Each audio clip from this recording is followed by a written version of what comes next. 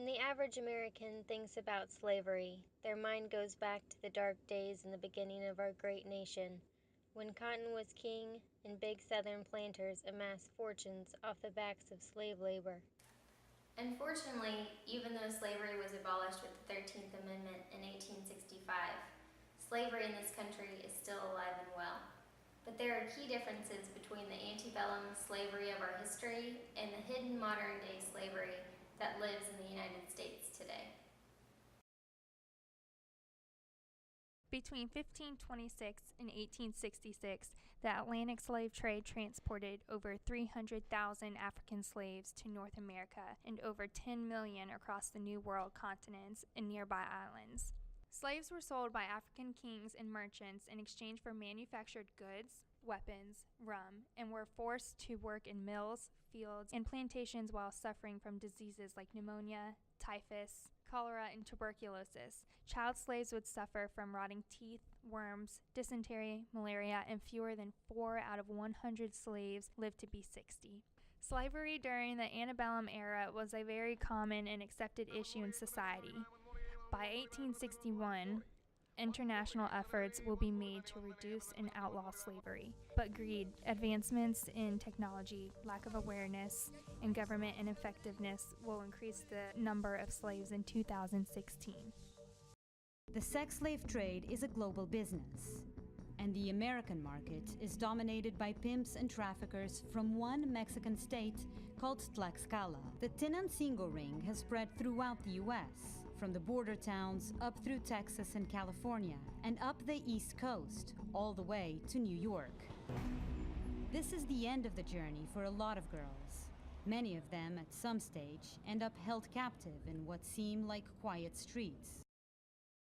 Encountering a slave today is not as obvious as it was prior to the Civil War. According to the 2016 Global Slavery Index, 45.8 million people in over 100 countries are living in slavery and will produce over $30 billion a year in the global economy. Increasing populations, unstable job markets, and improvements in transportation and communication has made the purchase of modern slaves less expensive. During the 18th century, a slaveholder in the antebellum South would pay tens of thousands of dollars for a single slave that would take 2 to 3 years to earn more than he or she cost to buy. Meanwhile, in 2016, slaveholders can purchase modern slaves for an average of $90 who can then make 50% profit in agriculture or generate 1,000% of profit through sexual exploitation. Slavery is still used for labor and sex today, but in the 21st century, organ harvesting would become another reason to acquire slaves. Starting at the end of 1999, the number of transplants taking place just exploded. China carries out more organ transplant surgeries than any country besides the United States. But unlike other countries, China has no effective organ donation program. That's because culturally, Chinese people believe the body must stay intact even after death. There are 7,000 transplants every year from the deceased, and that more than 90% come from executed prisoners. The number of criminal executions in China is classified as a state secret, but Amnesty International's estimate is about 1,700. With only 1,700 executed criminals and no effective donation system, where do the rest of the organs come from? A system of selling, buying, and recruiting slaves still exists today. Family members are broken apart, auctioned off, and brutally punished for disobedience. Street children, runaways, and poor children are still kidnapped by criminals to be sold to different companies.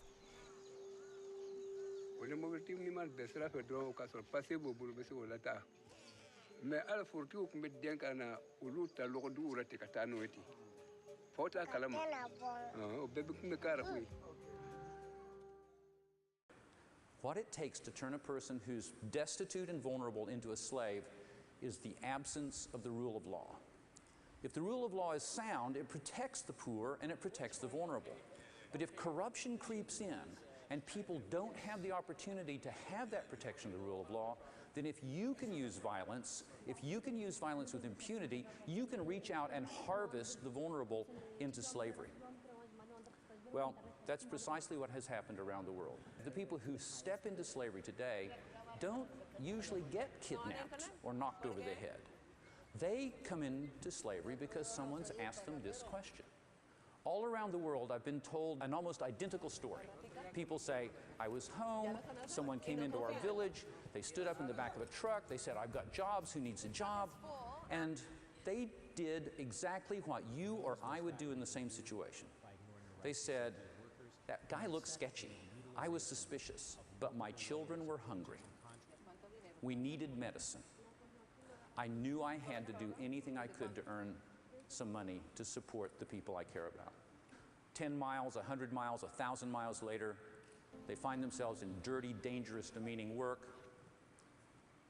They take it for a little while, but when they try to leave, bang, the hammer comes down, and they discover they're enslaved.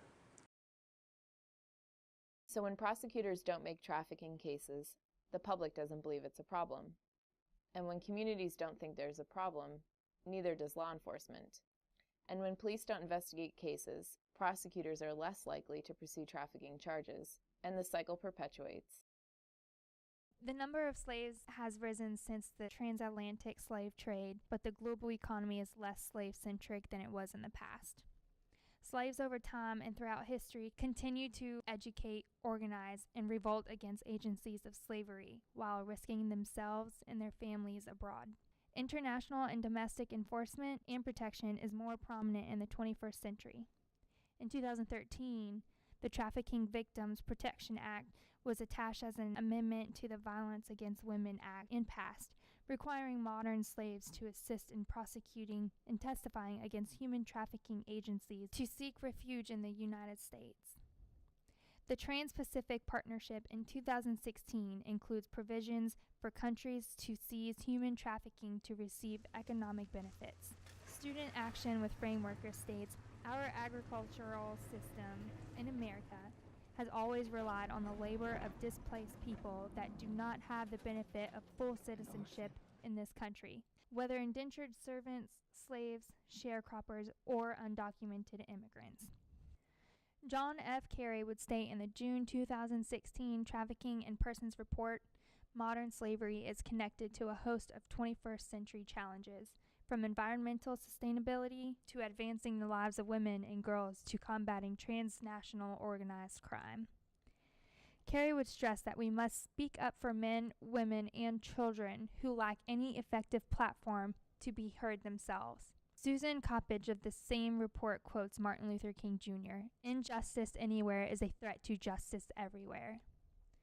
Social media like Facebook, Instagram, Twitter, and Snapchat have been used to lure victims into sexual and labor exploitation, but has also helped increase awareness towards modern slavery by notifying migrating workers of their rights, informing diplomats, law enforcement, and other professionals to recognize the signs of human trafficking and to respond appropriately.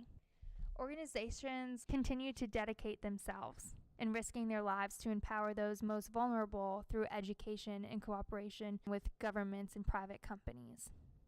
Celebrities, activists, victims of human trafficking, and thousands of others continue to lend their efforts and talents to raise funds in combating modern slavery, increasing public awareness, and encouraging government to make new legislation. In a statement issued from the Walk Free Foundation to CNN, the very nature of modern slavery means it is clandestine and hidden from view, but that doesn't mean it isn't everywhere. Every country in the world is affected. And all our sons and daughters now take for granted the story that has brought me to this stage tonight. The story of generations of people who felt the lash of bondage, the shame of servitude, the sting of segregation, but who kept on striving and hoping and doing what needed to be done so that today I wake up every morning in a house that was built by slaves. And I watch my daughters, two beautiful, intelligent black young women, playing with their dogs on the White House lawn. The biggest threat to human trafficking in the United States is informing our citizens of the epidemic that exists around us, in our everyday lives and in our very own communities. Teaching human trafficking identifying techniques allows us to take the blinders off of a very real problem in our nation. Once the population knows what to look for, it should be easy to spot suspicious activity and then turn your information into the authorities through the correct, most direct channels. Victims of human trafficking are picked up because they are runaways or at risk, meaning that they typically have no safety net or anyone looking after them. Economic hardship, illegal immigration, political instability, and natural disasters are factors that contribute to victims' vulnerability. They are easily swayed to take a risk and believe their captor's false promise of safety or opportunity. Human trafficking thrives upon being a hidden crime. That is why public awareness, public outcry, and community involvement in prevention efforts is the only way to end the horrific crimes that are being committed around us every day.